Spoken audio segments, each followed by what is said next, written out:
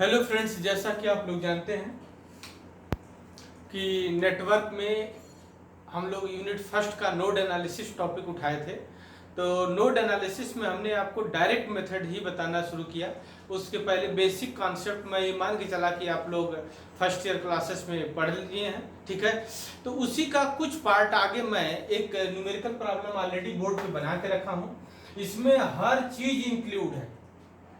आप इस प्रॉब्लम को ध्यान से समझिए। स्टेप 1 में क्या करेंगे, स्टेप 2 में क्या करेंगे, कैसे किसी भी प्रॉब्लम को नोड एनालिसिस से सॉल्व करते हैं, ठीक है। क्योंकि नोड एनालिसिस आपका स्ट्रांग है तो Thevenin's theorem, Norton theorem, maximum power transfer theorem या मिलमैन थ्योरम और कंपनसेशन थ्योरम, जितनी भी थ्योरम है उस सब में एप्लीकेबल है, ठीक है, और सब में अप्लाई करेंगे अब। तो आइए हम स्टार्ट करते हैं। जैसा कि हमने बोर्ड पे नेटवर्क आपको बना के रखे हैं, इसमें 3 डिपेंडेंट सोर्स है। 1 dependent source, 2nd dependent source and 3rd dependent source. ये कौन सा डिपेंडेंट सोर्स है? करंट कंट्रोल वोल्टेज सोर्स है। ये क्या है? वोल्टेज कंट्रोल वोल्टेज सोर्स है। ये क्या है? Current voltage control current source. तो 3 डिपेंडेंट सोर्स है। ये जो डिपेंडेंट सोर्स है इसमें जो करंट है 7 ओम रेजिस्टेंस में, इसमें जो आई नॉट है इस पे डिपेंडेंट है। एंड ये जो ब्रांच है ये डिपेंडेंट वीएक्स वोल्टेज, इस रेजिस्टेंस में जो वोल्टेज इंक्रीज डिक्रीज होगा उस पर डिपेंडेंट है। इसी तरह से ये जो करंट सोर्स है, डिपेंडेंट करंट सोर्स है, ये किस पे डिपेंड होगा? ये यहाँ पे प्लस माइनस वी आई, यहाँ का जो वोल्टेज इंक्रीज डिक्रीज होगा उसके अकॉर्डिंग।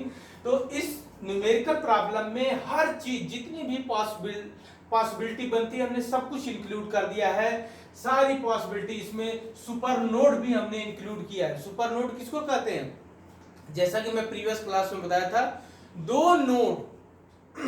दो प्रिंसिपल नोड के बीच में अगर ओनली वोल्टेज सोर्स अगर कनेक्टेड है तो उसको कहते हैं सुपर नोड।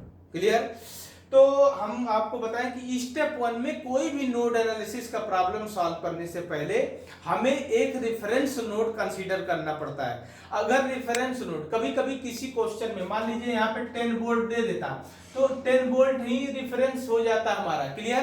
तो कभी कभी अच्छे प्रॉब्लम में जो हमारा रेफरेंस वोल्टेज है ऑलरेडी गिवन रहता है। अगर नहीं दिया है तो आप किसी भी ब्रांच में जहां पे maximum number of node connected है और तो वहां पे उसको रेफरेंस नोड ले सकते हैं। जैसे देखिए इसमें नोड तो बहुत है, 1 नोड है, 2 नोड है, 3 नोड है, 4 नोड, 5 नोड, 6 नोड। लेकिन आप देखिए कि अगर नीचे वाले नोड को अगर हम ग्राउंड कर देंगे, जो आपका बॉटम में नोड है अगर इसको हम ग्राउंड कर दें तो ये भी ग्राउंड हो गया, ये भी ग्राउंड हो गया, ये भी ग्राउंड हो गया, तो ये पूरी लाइन ग्राउंड हो गई। तो इसको हमने बोलते हैं रेफरेंस नोड। रेफरेंस नोड और यहां का वोल्टेज क्या हो जाएगा? 0 वोल्ट होगा।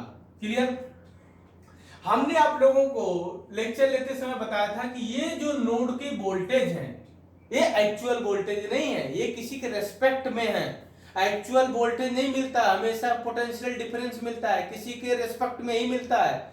अगर ये वोल्टेज 10 हो जाएगा, अगर आप इसको 0 वोल्ट कंसीडर करके यहाँ निकाले या 10 वोल्ट, कोई यहाँ पे 20 वोल्ट कंसीडर करके निकालेगा तो ये मान लीजिए 30 वोल्ट आएगा। तो ये वोल्टेज इस रेफरेंस पे डिपेंडेंट है, ये एक्चुअल वोल्टेज नहीं है। एक्चुअल वोल्टेज क्या है कि हमेशा पोटेंशियल डिफरेंस होता है। क्लियर? तो आइए उस चीज को देखते हैं। तो फिर हमने बताया कि हम इस प्रॉब्लम में हम नोड एनालिसिस लगाने चल रहे हैं। हम सबसे पहले डायरेक्ट मेथड से लगाएंगे। आप लोग ध्यान से सुनिए, लाइन बाय लाइन कंसंट्रेशन बना के। तो सबसे पहले हमने एक रेफरेंस नोड ले लिया और ये रेफरेंस नोड के बाद अब जो नोड बचे उनको कहते हैं प्रिंसिपल नोड। क्या बोलते हैं? Principal node. तो प्रिंसिपल नोड आपका देखिए, ये जो मैं बबल कर रहा हूं ये प्रिंसिपल नोड ये है, और यहाँ पे एक बबल कर रहा हूं ये प्रिंसिपल नोड है, और देखिए ये प्रिंसिपल नोड है। ठीक है? तो इन प्रिंसिपल नोडों को हम अलग वेरिएबल कंसीडर करेंगे। जैसे फॉर एग्जांपल ये नोड है तो इस नोड को हमने VA कह दिया। क्या कह दिया? VA कह दिया। ठीक है? इस नोड को हमने क्या कह दिया? एक वेरिएबल ले लिया बीबी वेरिएबल ले लिया, ठीक है। इस नोड को कोई स्टूडेंट वीसी ले सकता है, क्या ले सकता है, वीसी। लेकिन अगर दो नोड के बीच में अगर एक ओनली वोल्टेज सोर्स कंसीडर हो, जिसको बोलते हैं, ये देखिए एक नोड ए है, एक नोड ए है, इन नोडों के बीच में एक वोल्टेज सोर्स अगर कनेक्टेड है तो इसको कहते हैं सुपर नोड। क्या बोलते हैं, सुपर नोड। सुपर नोड का नाम है, बस समझ लीजिए, कॉन्सेप्ट वही है। तो इसको बोलते हैं सुपर नोड। तो जब भी सुपर नोड आ जाया करे तो तीसरा वेरिएबल आप कंसीडर मत किया करिए। क्यों? क्योंकि अब अगर देखिए ये वेरिएबल आपने कंसीडर किया है तो अगर यहां से यहां तक जाएंगे तो यहाँ का वोल्टेज क्या हो जाएगा, बीबी हायर से लोअर जा रहा है -12 वोल्ट, तो यहाँ पे वोल्टेज ये ऑलरेडी हो जाएगा बीबी -12 वोल्ट, ठीक है। तो इस नोड को अलग वेरिएबल देने की रिक्वायरमेंट नहीं है, क्योंकि नंबर ऑफ वेरिएबल जितने कम होंगे उतने हमें उसको सॉल्व करने के लिए इजी होगा। क्लियर? तो ज्यादा से ज्यादा वेरिएबल आप कम करने की कोशिश करिए। जैसे देखिए अगर कोई स्टूडेंट होता कि इसको ग्राउंड ले लेता तो ये सारे नोड आते कंसीडर करते 1 2 3 नोड आ जाते। लेकिन आपको ये देखना है कि जो रिफरेंस नोड आप ले रहे हैं वो रिफरेंस नोड ऐसा होना चाहिए कि मैक्सिमम नंबर ऑफ नोड क्या हो जाए, ग्राउंड हो जाए। क्लियर? अगर लेकिन मान लीजिए किसी क्वेश्चन में ऑलरेडी रेफरेंस वोल्टेज अगर दे दिया है तो आपको रेफरेंस लेने की जरूरत नहीं है, तब आपकी मजबूरी है कि आप जो बचे हुए नोड है उनको प्रिंसिपल नोड कंसीडर करेंगे। क्लियर? लेकिन हमारी इस प्रॉब्लम में रेफरेंस नोड कोई नहीं था तो हमने इसको रेफरेंस नोड ले लिया। रेफरेंस नोड इसको क्यों ले लिया कि इस पे 1 नोड 2 नोड 3 नोड ऑलरेडी एक साथ अगर एक को ग्राउंड कर रहे हैं तो सारे ग्राउंड हो जा रहे हैं। क्लियर? तो फिर हमारे पास 3 प्रिंसिपल नोड बचते हैं 1 2 3। अब इन तीन प्रिंसिपल नोडों को 3 वेरिएबल हम दे सकते थे, लेकिन हमने एक चीज ऑब्जर्व किया कि जो ए नोड है इन दोनों नोड के बीच में एक वोल्टेज कनेक्ट है तो ये सुपर नोड कहलाएगा। जहां भी सुपर नोड आएगा वहां पे तीसरा वेरिएबल आप कंसीडर न करें, जो उसके पहले वाला वेरिएबल आप कंसीडर कर रहे हैं वहां से जो यहाँ का वोल्टेज होगा वो केवीएल लगा के लिख दीजिए। देखिए बीबी हायर से लोअर जा रहा है तो माइनस क्या हो जाएगा 12, तो बीबी -12 वोल्ट यहाँ का वोल्टेज हो जाएगा। तो देखिए वेरिएबल यहाँ पे बीबी ही रहा। अगर कोई स्टूडेंट यहाँ पे वीसी ले लेगा तब भी यहाँ से केवीएल लगाएगा, तब भी आप लिखेंगे बीबी, इस तरह से लिखेंगे बीबी -12 माइनस वीसी इक्वल टू 0।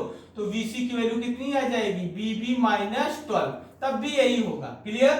तो ये डायरेक्ट आप कर सकते हैं। तो अब हम लगाने चल रहे हैं, इस पे अप्लाई करने चल रहे हैं। तो देखिए जिस नोड पे, सिंपल से बात है, डायरेक्ट मेथड अप्लाई करने के लिए जिस नोड पे आप नोड एनालिसिस अप्लाई करने चल रहे हैं, फॉर एग्जांपल इस नोड को आपने 1 कह दिया, इस नोड को आपने 1 कह दिया, ठीक है, और इस नोड को आपने 2 कह दिया। ठीक, इस नोड को आपने 1 कह दिया, इस नोड को 2 कर दिया। तो 1 नोड पे हम नोड एनालिसिस अप्लाई करने चल रहे हैं। तो 1 क्या हुआ, सेल्फ नोड हुआ, और जो अदर नोड है वो क्या हुआ, म्यूचुअल नोड हुआ। 1 और 2 के बीच में जो भी आएगा वो म्यूचुअल कहलाएगा। क्लियर? तो हम क्या करते हैं, आप लोगों को बताएंगे जिस नोड पे आप नोड एनालिसिस अप्लाई करने हैं तो वो वहां का वोल्टेज जो वेरिएबल आप लिए वो लिखिए, ब्रैकेट बनाइए, इस नोड पे कितनी ब्रांच है वो देखिए, 1 branch 2 branch 3 branch 4 branch 5 branch.